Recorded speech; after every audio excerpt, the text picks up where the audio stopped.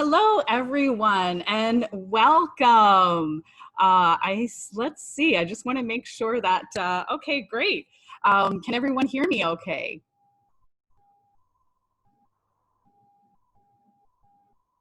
Great, thank you very much. So hello everyone and welcome to Obesity Canada's Hope series. The purpose of this series is really to create community and to provide you with knowledge that in turn provides hope as we all manage through this really difficult time that's been forced on us with the coronavirus. So I'd first like to start by saying how exciting it is that we have this amazing audience today. We've reached capacity for registrants.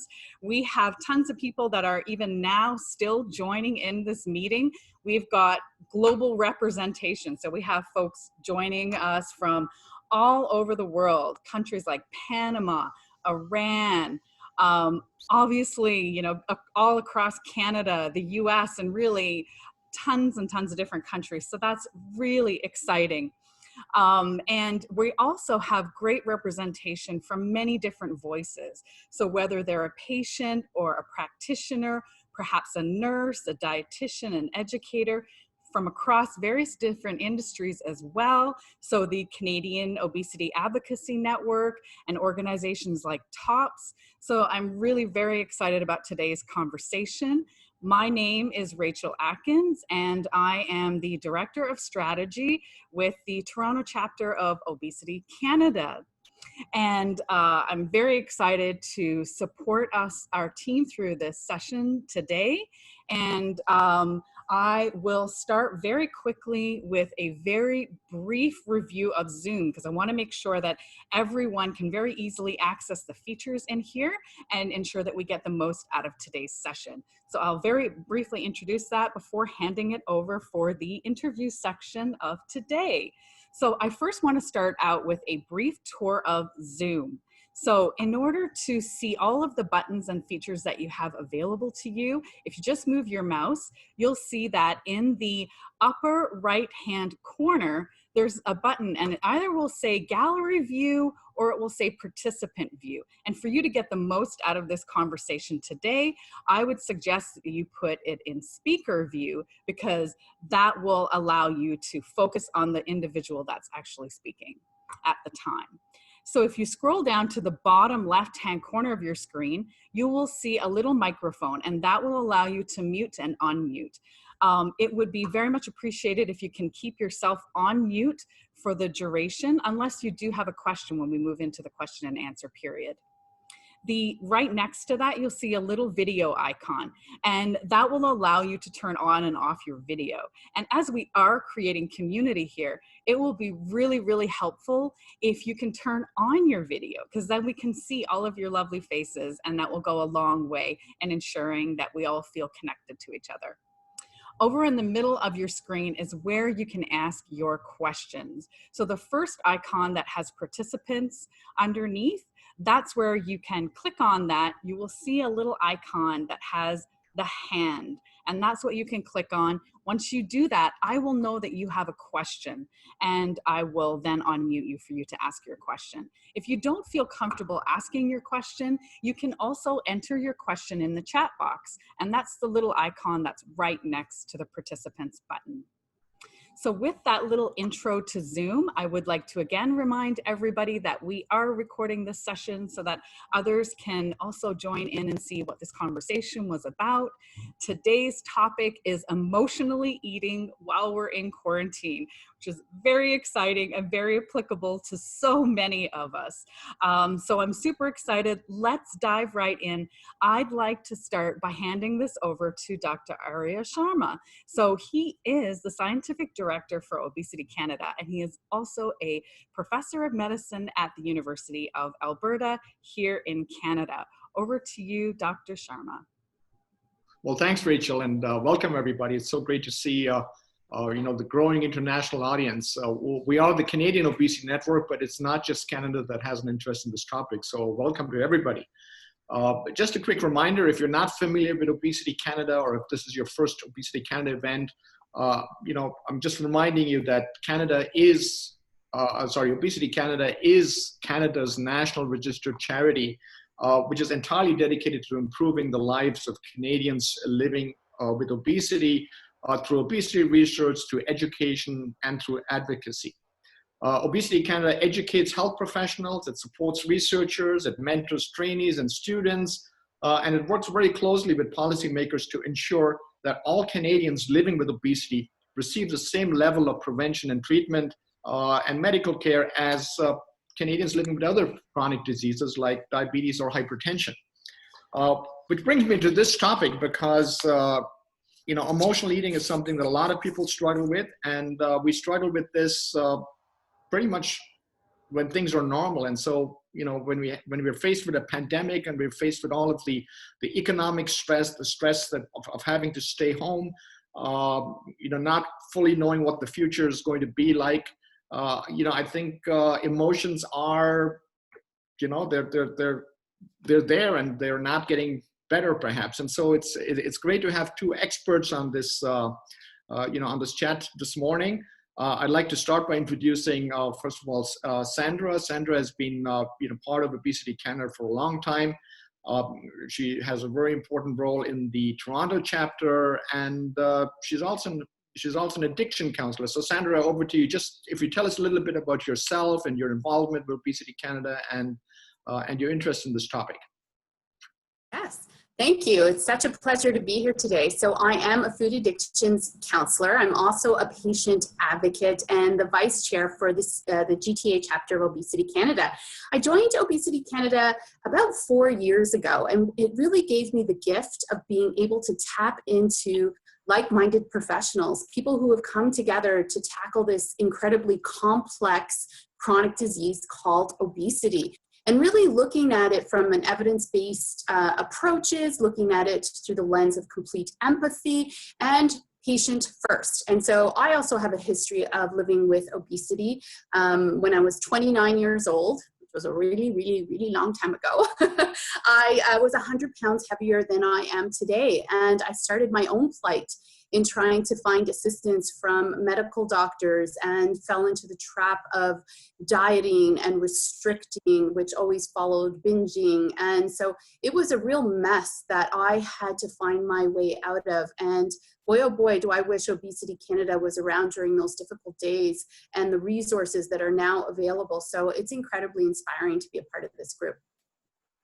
Well, thanks, Sandra. And over to you, Sandy. So Sandy is a doctor who also happens to be a diplomat of the American Board of Obesity Medicine.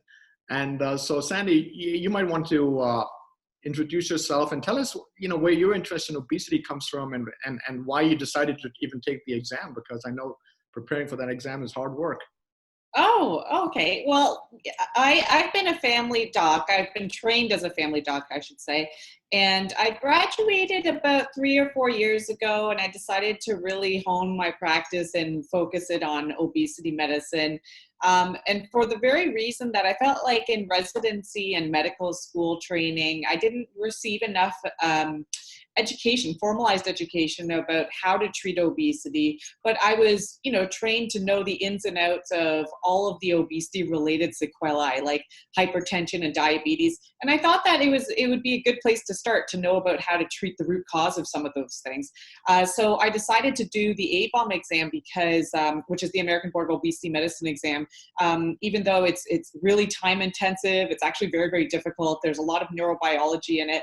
I did that because I really wanted to round out my skills as an academic and to understand how to treat this really complex condition in the way that it should be treated, comprehensively, using evidence-based approaches, not just a diet, but also using psychology, using medications, and to be aware of what sort of evidence is out there to actually treat this as the condition that it really is. So Sandy, let's dive right straight into the topic. What are you hearing from your patients on how the whole quarantine thing and how the whole COVID-19 pandemic that's going on is affecting them, especially when it comes to emotional eating, and especially when it comes to dealing with food and the food environment? What do you? I should give a little bit of background on my practice. I actually am an obesity doc. I provide medical interventions, but I also have this unique component to my program where I focus a lot on the psychotherapy aspect. And so I get to learn a lot from my patients. And in doing so, in being able to conduct virtual medicine throughout the last 2 months, I've learned so much from my patients about how negatively this quarantine and this pandemic has impacted their health. There are a number of drivers that are leading one to be vulnerable to weight gain during this period. And so for the past 2 months, I've seen a surge of, anxiety, unpredictability about what's going on. And a lot of that stress can often lead one to turn to really maladaptive eating behavior, such as emotional eating or comfort eating. And what we have seen is that there's been a rise in, purchases of these nostalgic type of foods, which is suggestive that people are either, turning to these foods because they're accessible or because they're cheap due to the financial impact that a lot of people struggle with, or because they're looking for things that will make them feel good during a time that seems very uncertain. And so often I also find that the barrier to managing weight also comes from a surge of sedentariness. Structured physical activity is limited to one's home, which might not be all that inspiring for a lot of people. And so people find it less motivating. There's also non-exercise activity that we lose out on. We're not walking to the subway or to work as much. And a lot of that makes a difference to the total daily energy expenditure that one has. So there are a number of components that can affect one who's living with obesity, but also people who are living with obesity and mental health struggles are also having a hard time. So when we talk about emotional eating, of course, we're talking about, eating for comfort. And we know that, eating certain foods can actually provide you with comfort. So question to you, Sandra, what is it, where do you cross over from, what you might call a normal behavior, that is, eating and enjoying food for comfort versus, a more pathological eating behavior when you start losing control about your actual eating behavior? Sandra, you'll be able to explain that, best for all of us to understand. That's such a great question. And it's so good to make the distinction because, listen, this is a vulnerable time for everyone. This is the perfect storm for emotional eating. If you take isolation, fear, lack of exercise, little fresh air, and a whole lot of uncertainty, that's going to equal eating for comfort. But it comes with a hefty price tag.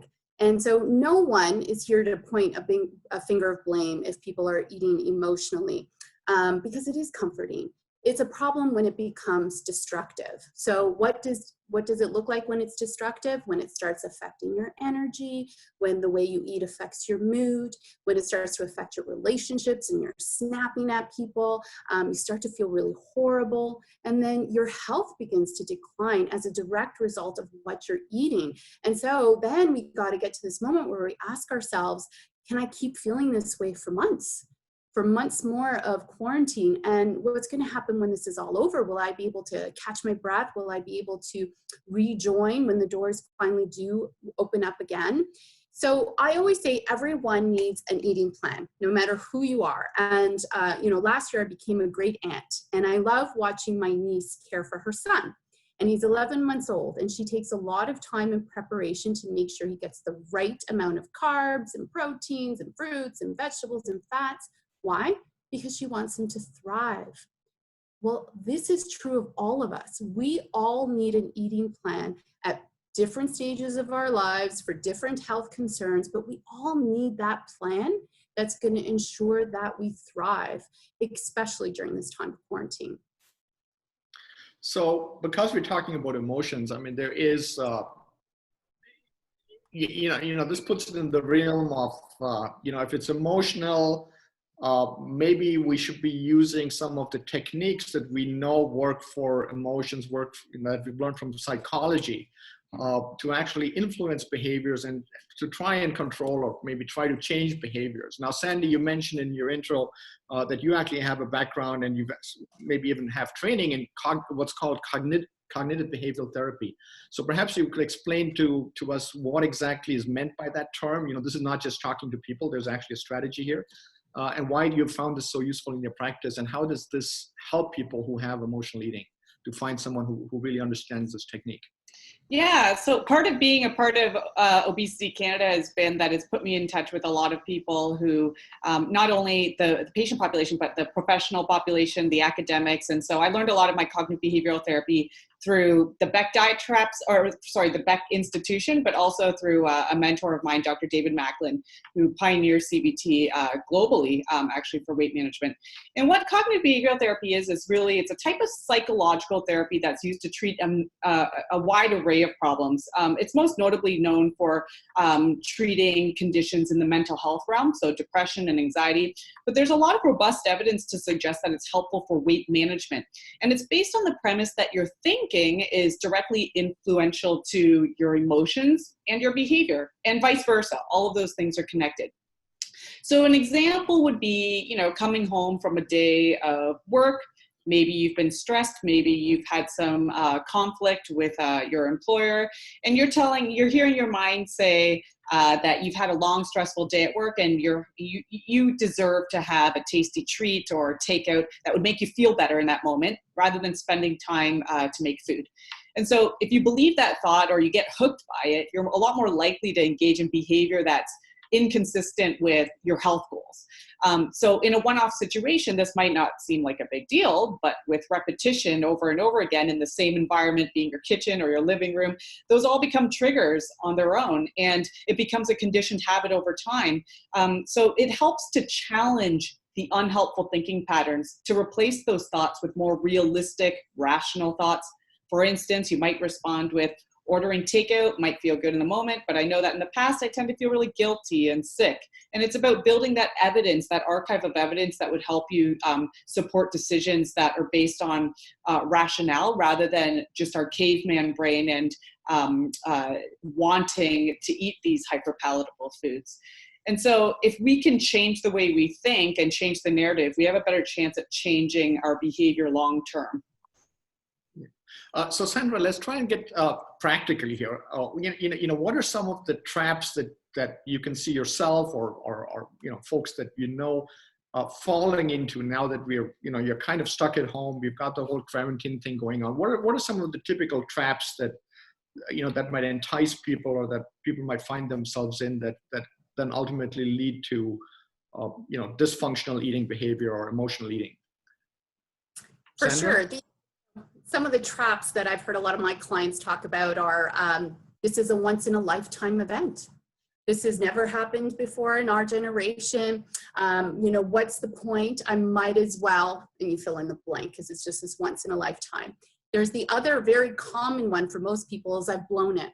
I've totally blown it. I've gone off course maybe in the afternoon. I had something I really didn't want to have. And what's the point of trying to fix it now? We don't have this inclination to course correct, but we have this inclination of, I've blown it, so I'm going to go to town.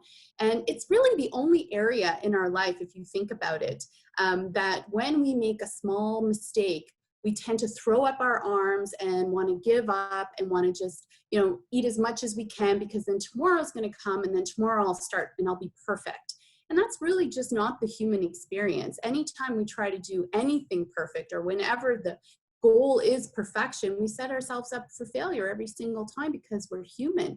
There's the when things go back to normal. So when things go back to normal, and then I can access my gym and I can do the things that I've always done, that's when I'll fix what I'm doing. And that can be a really dangerous trap, because that could be months and months and months away, which means that once the doors open up and we have some normalcy, it's super hard to get back on track. Think about just Christmas and the holidays. Many people let loose for a couple of weeks and they enjoy themselves and they celebrate. And then comes January 1st, and all of us feel the weight and how difficult it is to get back on track just after a short holiday experience. So imagine trying to get back on track after quarantine, after, what are we getting into month 3? So these are just little traps that you can become aware of, you can be conscious of, and you can try to use some of the strategies that Dr. Van was talking about, where CBT asks you to look for the evidence in these traps and maybe come up with some new, more realistic perspectives. Now, one of the techniques that you often talk about, Sandra, is mindfulness. How does mindfulness fit into this? And how do you even actually practice mindfulness, especially at times? So definitely mindful eating is a great tool in your pocket. I say that mindful eating is eating with intention. So when you sit down and eat, what is your intention? Is your intention to relieve some boredom? Is your intention to feel less sad or anxious? Is your intention to eat as fast as you possibly can so you can get back to work?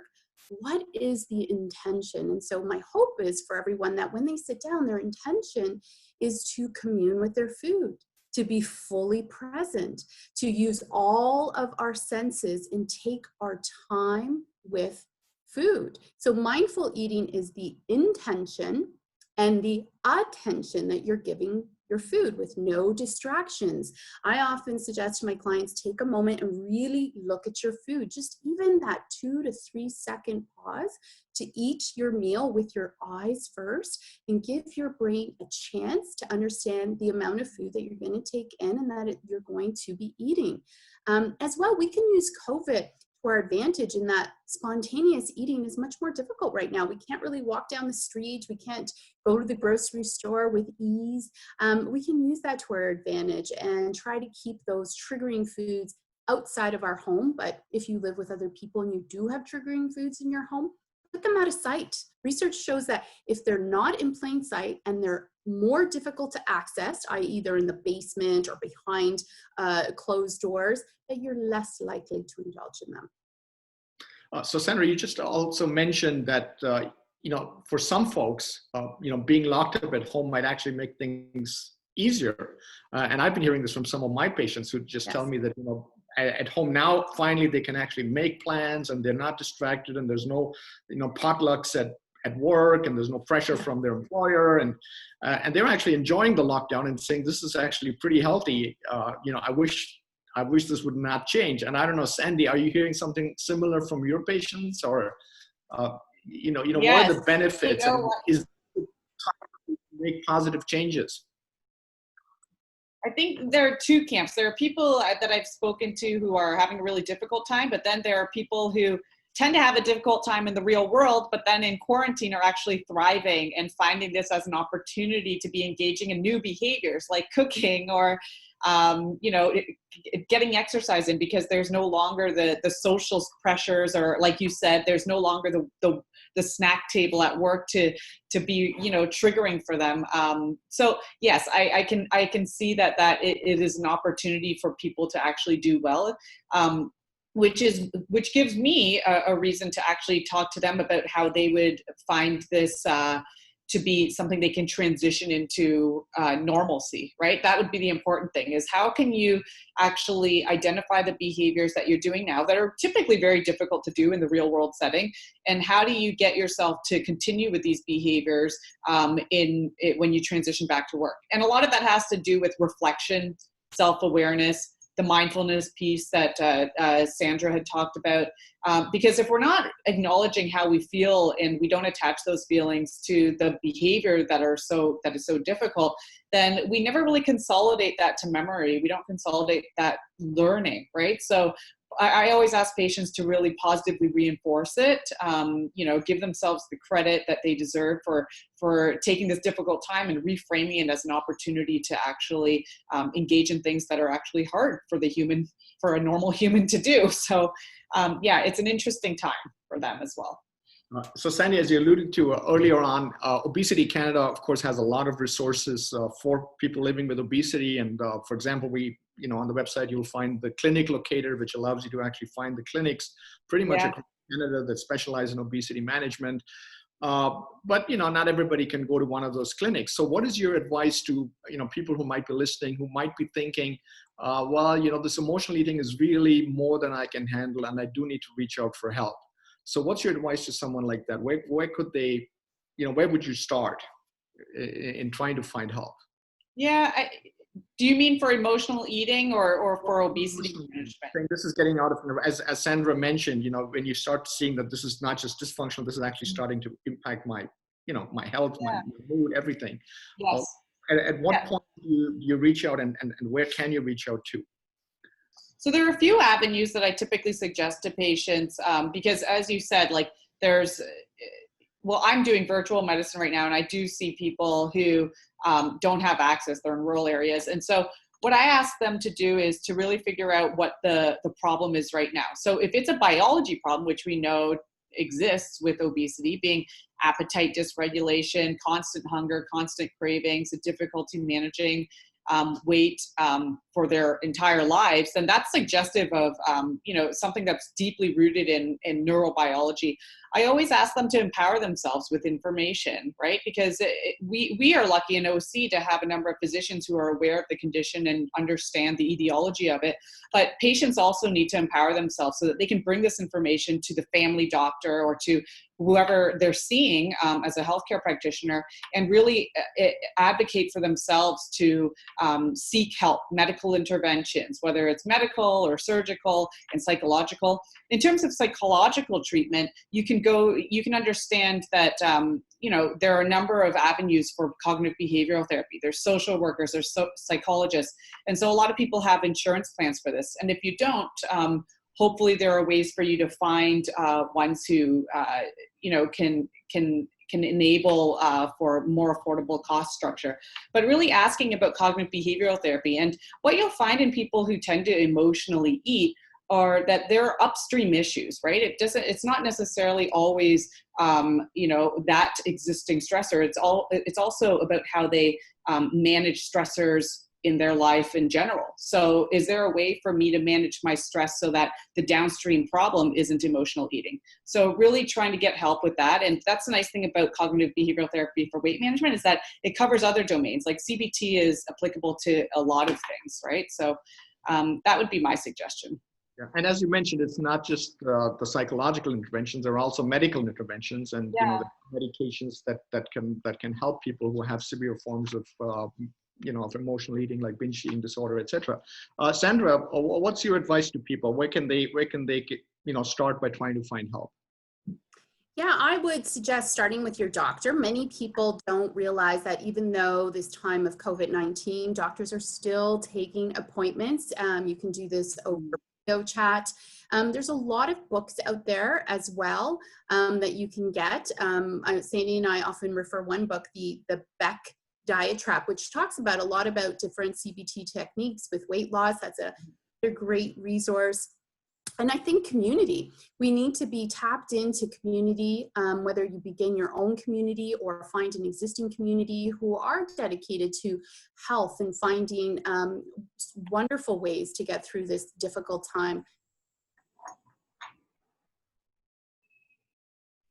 Well, thanks, Sandra. So I think we've covered a lot in this discussion, but we're not done yet. So I'm going to hand this back to Rachel. And Rachel, I know you've been monitoring the feed, and maybe there's folks out there who are waiting to ask questions. So over to you, Rachel. Let's get some questions in. Absolutely. Thank you. That was so informative and so much practical advice as well that we can take forward today. So just as a reminder, as I mentioned in the beginning, you can ask questions in two ways. So you can move your mouse, and you'll see on the bottom of your screen in the middle, there's a participant button, and you click on that and you can raise your hand electronically. There's a little icon with a hand. That way I'll know that you have a question. I'll unmute you and allow you to ask your question. The other way is that you can add it into the chat box, which is right next to the participant icon. So you can ask your question in there as well if you don't feel comfortable asking it. So if it's okay, I'd actually like to get started because we had a couple of questions that came in even before we started this discussion. So I'll start with the first question. And this is from Jose. I hope I'm saying your name properly, Jose. So her question is, why isn't more help offered for people like me? We could save our system a lot of money if we were treated. Treatment would be provided if I overate and I purged, or if I starved myself, but there's no funding for us. Why, and how do we fix this? Well, that's a great question, Josie, because that is exactly what Obesity Canada is fighting for. Because as you know, Obesity Canada as an organization, the mission is to improve the lives of Canadians struggling with obesity. And so the question you ask is so important. And we do know that it's difficult to access those resources. So perhaps a short answer from Sandra. why do you think that obesity or help for patients having obesity, and that does not just include psychological intervention, but also medical interventions, surgical interventions, long wait times, all of this. Why do you think that people living with obesity are pretty much being treated as second-class citizens in our system? So it's my belief that most hold this belief that it's a lifestyle choice. And so if this is a lifestyle choice, the answer is simple: calories in, calories out. We're done. We don't need to put any research dollars into this. We don't need to offer care. And we know that that is a fallacy. So I think it's really a lack of knowledge, and also points to stigma and bias, because if we're blaming the patient, then we're done. We don't need to do any more work there. So I really see it as a lack of knowledge. And I think sometimes your family doc feels helpless. We are in a beautiful bubble of Obesity Canada with doctors who know how to treat obesity, but that's not your average doctor. And so I think not knowing how to help or how to treat someone, it's much easier to just go with the standard byline of calories in, calories out. Thank you. Rachel, back to you. Great. Okay, I don't see any hands raised. So just as a reminder, you can electronically raise your hand and you will come to the top of the box. I will then unmute you. Oh, hold on a second. We do have one. I take that back. So I'm going to unmute you, Stephen, if you'd like to ask your question. Introduce yourself, tell us where you're calling from or where you're coming from, and go ahead and ask your question. Thanks, Rachel. Hello, everyone. I'm Stephen from Malaysia. So thank you for this wonderful talk today. So my question is to Sandy regarding CBT, because I see that you are conducting a lot of virtual appointments with a group of CBT patients. So what's your experience regarding group CBT or one-to-one CBT? Which one will be better? Because I plan to start an obesity clinic in Malaysia. Thank you. I love that, Stephen. And I think I've seen you in other talks, so thank you for following. It's so great to get to speak to you. So my experience, you're asking about my experience with group cognitive behavioral therapy versus individual. And I would say, honestly, Stephen, the collaborative approach has been amazing. Okay, so I started off doing individual CBT for my patients and also offering medical management. By the way, when I combine medical intervention with CBT, the outcomes I've seen have been really remarkable.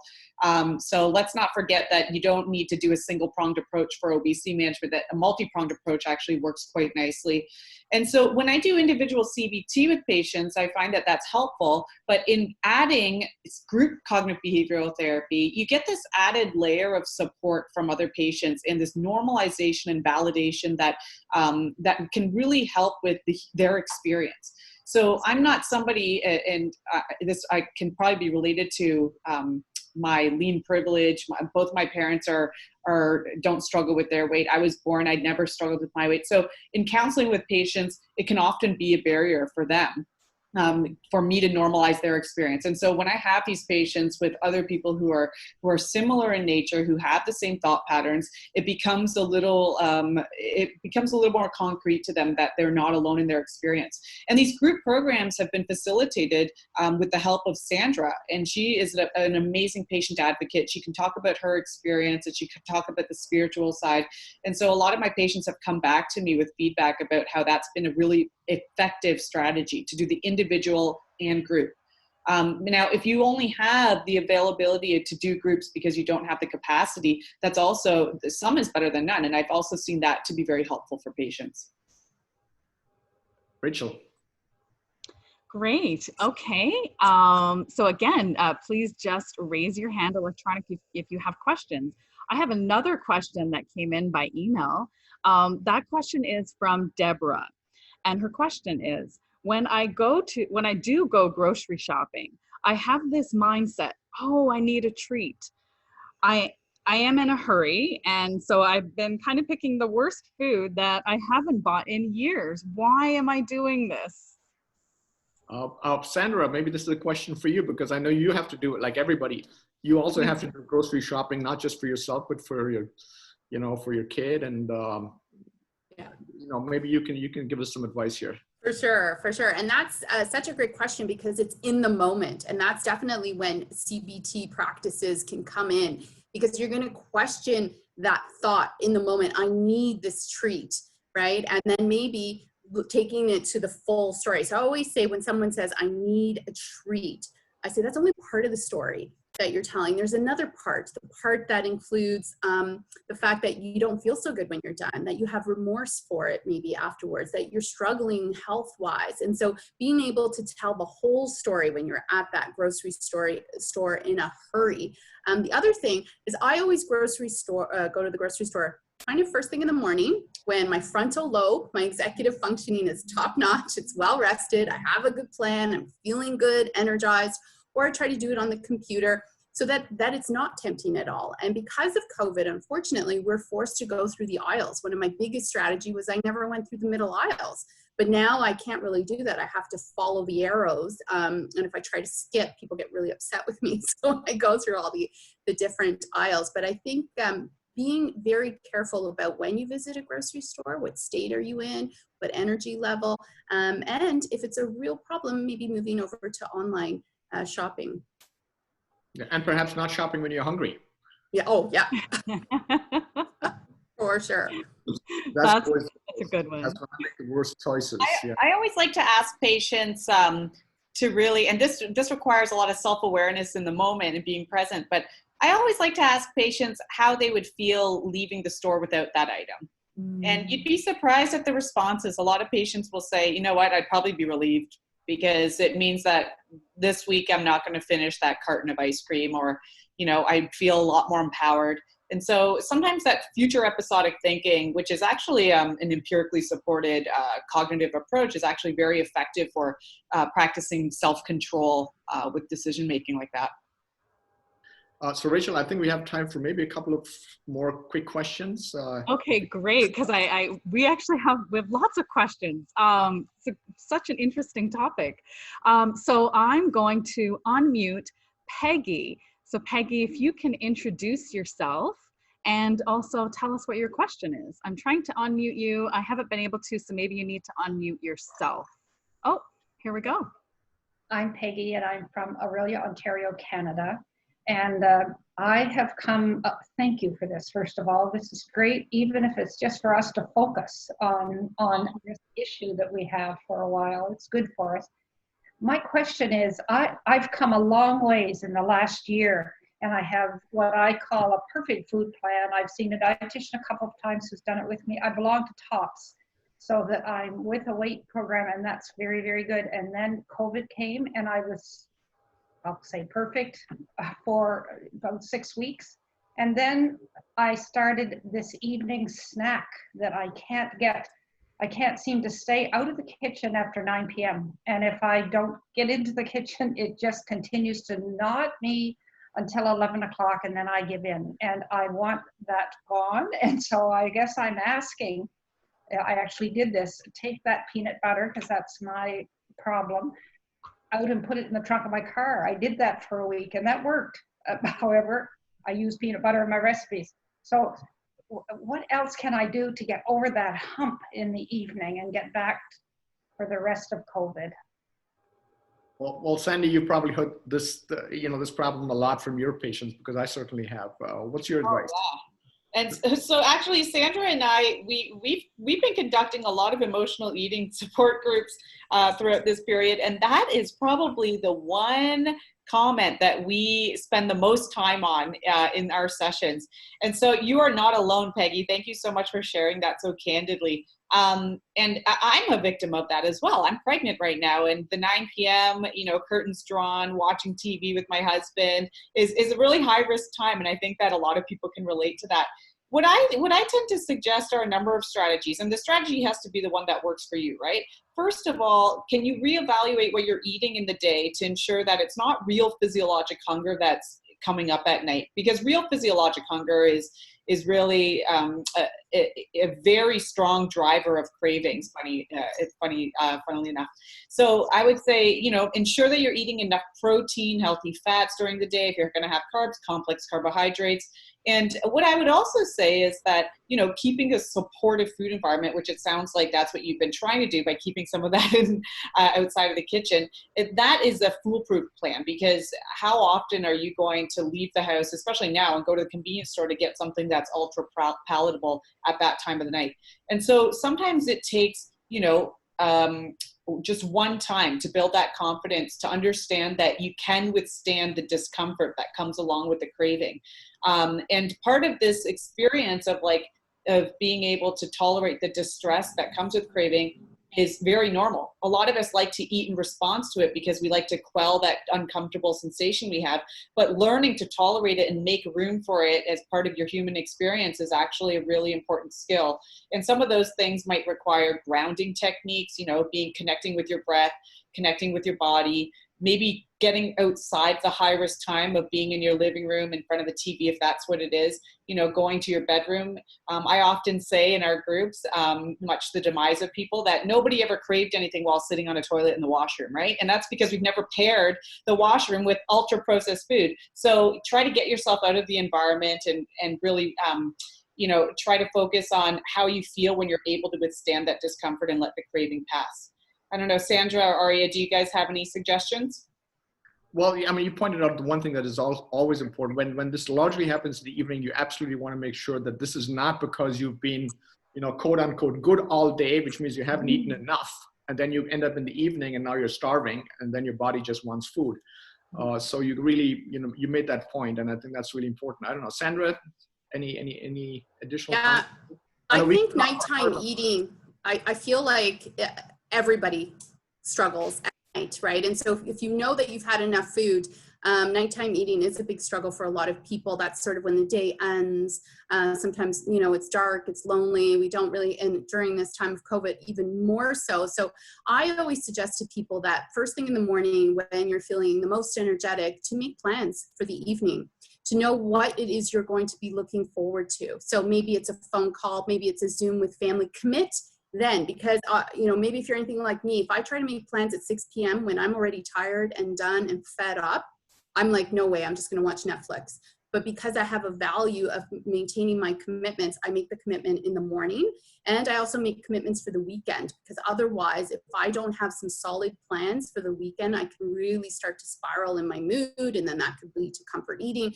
So again, start the day off, think, okay, night is my high risk time. What can I do this evening that is of high value to me, something that I'll look forward to, that could be a distraction to mindless eating?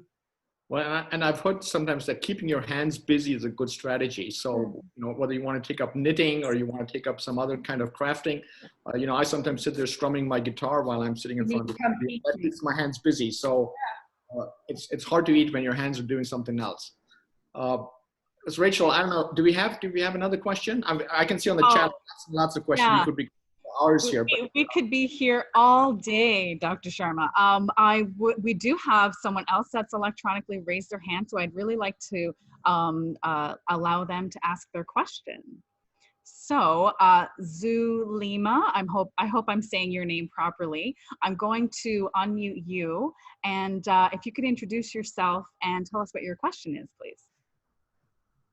Hello, my name is Zulema Rodriguez. I'm calling from Venezuela. And I have one comment and one question. I'm a doctor, medical doctor, and I have a master in Spain, clinical nutrition, but I'm also living with obesity. And I had a surgery 14 years ago. So I'm always, you know, investigating about this. So what I'm doing with my patients is that I'm with them. I make them to send to my phone pictures of their meals. So I'll let them know that I'm with them. And that's working okay. And the other thing is that I'm planning to move so soon to Canada, to Edmonton. Actually, my sister works in Alberta Healthcare. So I would like to know how to participate in Obesity Canada when I will be there. Well, perhaps I can answer the last part of your question. I mean, Obesity Canada, of course, as an organization, is there to support anybody who has an interest in obesity. And we have a growing number of doctors. We have a growing number of researchers who do great obesity research across Canada. And of course, we have a great need for doctors who specialize in this area. Now, I understand that, coming as a foreign medical graduate, it may not be easy to get a license to practice in Canada. So that might make things a bit difficult. But you're certainly welcome to come to Canada, come to Edmonton, and I'm sure, we'll see some of you, and then maybe we can talk about how best we can support you.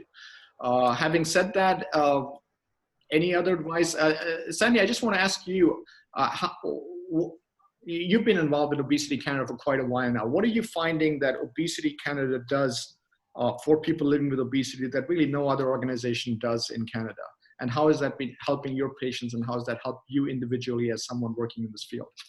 Well, you know what? What's been really, really helpful for me is when patients come to me in my consults and I talk to them about obesity management, they often become really off-put by the idea that it's a medical condition. And I think it's because they've been hearing their entire lives that it's this self-inflicted problem, that it can be treated with a diet.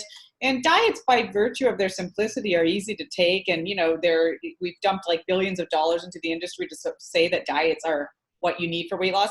But it's really like, using a spoon to shovel a driveway full of snow. So we know that diets often don't work for people. And when patients hear me talk about cognitive behavioral therapy, medication, surgery, they are often so off-put by it that I'm worried that they won't come back. Obesity Canada provides legitimacy to what I'm saying. I'm not going to show them the textbooks that I've been studying for my A-bomb exam because that would be overwhelming, but Obesity Canada provides resources that allow one to learn about obesity as a real chronic progressive medical condition. And it really alleviates that stigma and that burden that the patients have had their entire lives, that then removes the obstacle of the self-blame that comes when weight isn't coming off as quickly or as much as they'd like. They can understand it as a real medical condition. And I like that I can refer them to that website so that it can really reinforce what I'm saying in the practice. Well, thanks, Sandy, for that. And that's exactly the kind of feedback that we keep getting at Obesity Canada, both from patients and from a lot of health professionals who are really seeing that, as an organization, it's pretty unique because, there aren't a lot of organizations out there where really obesity is front and center. So having said that, I know we're coming close to an hour here. So maybe back to you, Rachel. I know there's a lot more questions and we could be here for hours and hours. But Rachel, at some point we're going to have to wrap this up, but maybe we'll do another one on emotional eating not too far away from now, because this certainly is a topic of interest. So I personally would like to thank all the speakers, and Rachel, over to you, and take us home from here. Great, I will. Yes, absolutely. There's so many great questions in the chat box. We'll see if there's anything that we can do about that to have a follow-up conversation. I'm sharing a slide here. I hope everybody can see what I'm sharing with you, just as a wrap up for today. The first thing, before I move into the topic coming up for next week, I really wanted to share with you something very exciting that Obesity Canada has been spending so much time on, and that's getting ready to release over the next couple of weeks the clinical practical guidelines. And really, ultimately, the purpose and value of that is to empower patients to be able to ask for and have access to evidence-based treatment options. So that's a really important initiative. And I want to remind you that Obesity Canada is a charity, and your donations can go a really long way to help support very important initiatives like that and other things that Obesity Canada does. So at the top of this slide, you'll see there's a link. It also should be in the chat box so that you can easily click that link and you can go right to our donation page. The other thing that I would love to get from you is we will share a we will share a follow-up email, and in there will be a place for you to share your feedback in a survey. We'd love to get your feedback about this conversation, about other things that you'd also like to see coming in the future. So without further ado, what's coming up for next week? Join us on the 3rd of June at 4:15 p.m. Eastern Standard Time. Dr. Arya Sharma will be coming back to host a great conversation on movement. So today we focused on food. Next week, we're going to focus on movement. So practicing healthy movement behaviors during the COVID-19 era. He will be joined by Ian Patton, who is Director of Advocacy and Public Engagement at Obesity Canada. And our special guest next week will be Devon Blackburn, and she is the President-elect of the Ontario Kinesiology Association. So with that, I would like to conclude the conversation from today. Thank you so much to our host and our guests and all of you wonderful participants calling in from all over the world. Have a lovely rest of your day. I will keep this slide up in case there's anything you want to write down or anything else like the information to access Obesity Canada. And enjoy the rest of your day or your evening or your night. Bye. Bye. Thank you. Bye-bye.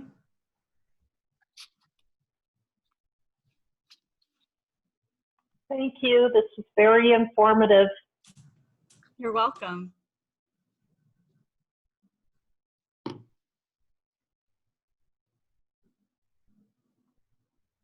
If we can get Sandy and Sandra to stay on.